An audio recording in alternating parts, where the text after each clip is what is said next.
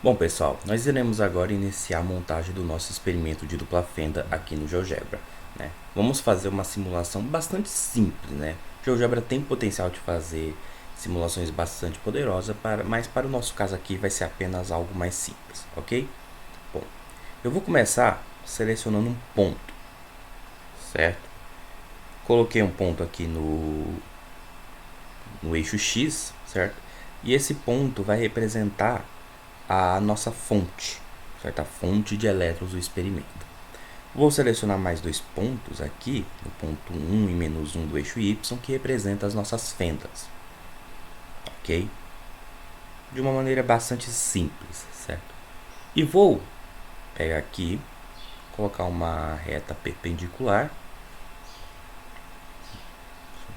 Selecionei aqui, ó, reta perpendicular. Vamos fazer uma reta perpendicular ao eixo X. Aqui, correto? Então vou selecionar o eixo X e o ponto onde eu quero que essa reta passe. Coloquei aqui no ponto 10, certo? Vou selecionar um ponto e esse ponto eu vou colocar aqui nessa reta. E se vocês observarem esse ponto, ele corre por essa reta.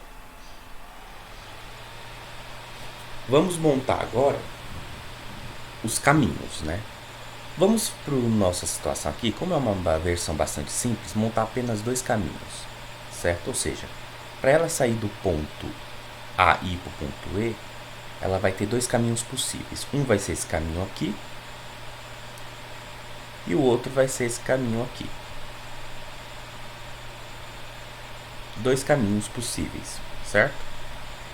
E quando eu vario o ponto E aqui, ele vai percorrendo os diversos caminhos possíveis, que é da partícula sair de A e atingir o detector, certo? Beleza. Agora que a gente já montou o nosso aparato, vamos para a parte matemática, certo? Eu vou definir primeiro aqui a massa, certo, do nosso objeto. Eu vou definir a massa como sendo 1 e a velocidade que eu vou colocar aqui como sendo 20, certo? E a nossa energia cinética, que é igual a 1/2 da massa,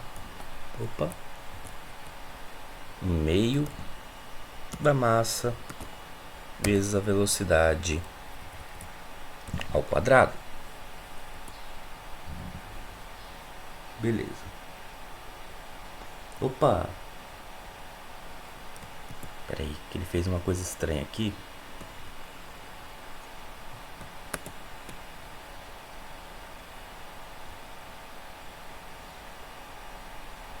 Ah, isso é que eu defini a energia como sendo E. E ele já tá utilizando como para ser esse ponto aqui, tá?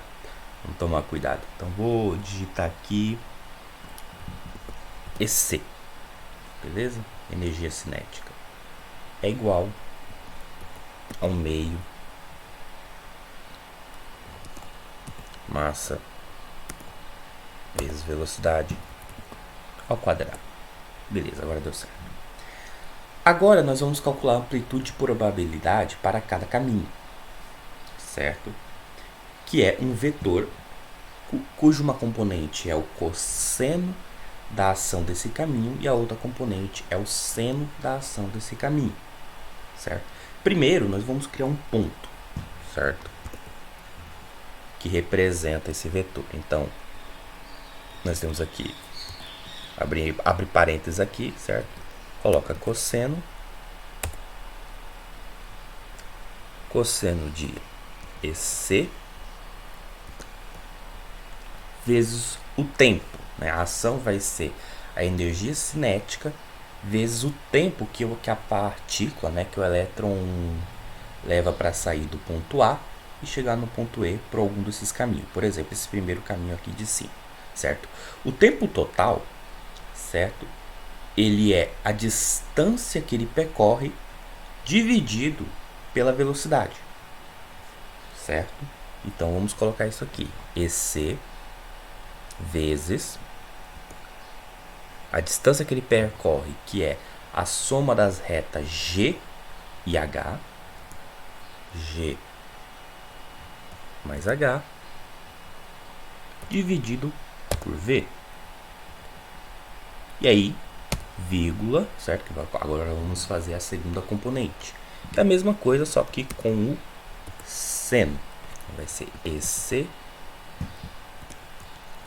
vezes, certo? Agora, a reta I, não, desculpa, ainda estamos aqui no de cima, né? Então é G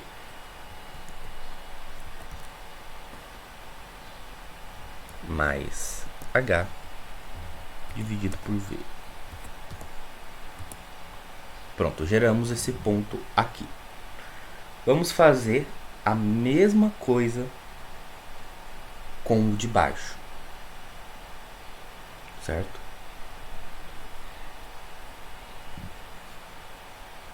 Vamos lá.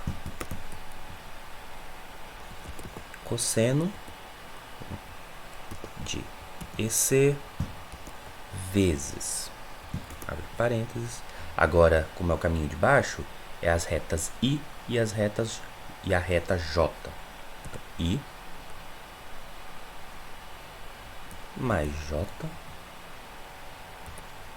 dividido por V. Essa é a primeira componente. E a segunda, que é o seno EC vezes I mais J. I mais J dividido por V. Pronto. Geramos os dois pontos. Correto? Agora, eu vou selecionar um vetor. Aqui na opção, escolha aqui, ó, vetor. Um vetor que sai da origem e vai até esses pontos. Aqui, ó, gerou dois vetores. O vetor U e o vetor W, certo? A amplitude total vai ser a soma dos dois vetores. Então, eu vou escrever aqui U mais V, que é o vetor que representa a amplitude. V não, gente, é W, desculpa. Deu um vetorzão gigante ali. Pronto, esse aqui, vetor A, é a soma total. A nossa amplitude, quer dizer, a nossa probabilidade total de encontrar o elétron no ponto E, né, esse ponto aqui, é igual ao quadrado do módulo desse vetor. Então, vou definir aqui, módulo de A ao quadrado. Certo? Ele chamou aqui de B. Bom, agora, certo? O que a gente vai fazer? Eu vou pegar, por exemplo, aqui, ó, essa opção aqui, ó, círculo, centro e raio. E vou colocar aqui no ponto E.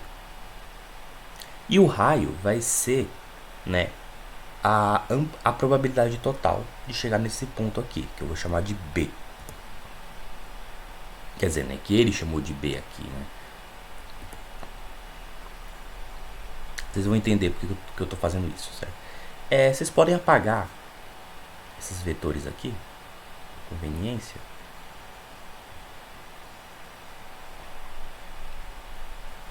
Certo? E eu vou colocar aqui, ó, vou selecionar essa opção reta perpendicular. E vou fazer uma reta perpendicular ao F, passando por esse ponto, certo? E vou selecionar esse ponto aqui, que é a intersecção entre o círculo e essa reta perpendicular.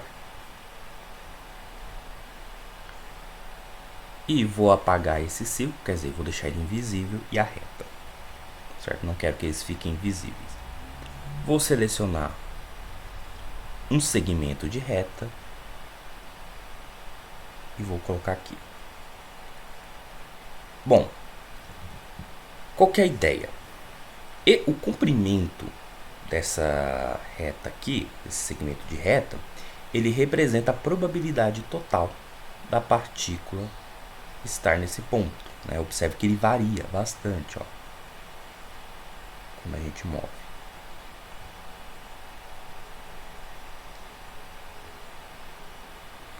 Certo? E como é que a gente pode verificar, né, qual que é a curva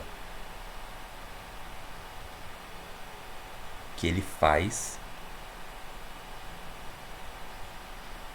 né? A gente chega aqui, nessa opção aqui, ó. Pera aí. Lugar geométrico, seleciona nosso ponto e seleciona o ponto E, que é o ponto que está se movendo. E ele vai produzir o caminho, né, que o ponto percorre.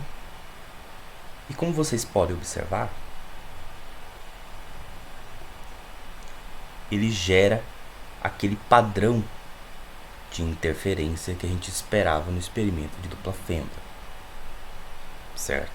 Mostrando aí como, né, que de uma maneira bastante simples, utilizando a formulação de Feynman, certo? A gente consegue reproduzir a ideia por trás do experimento de dupla fenda, certo?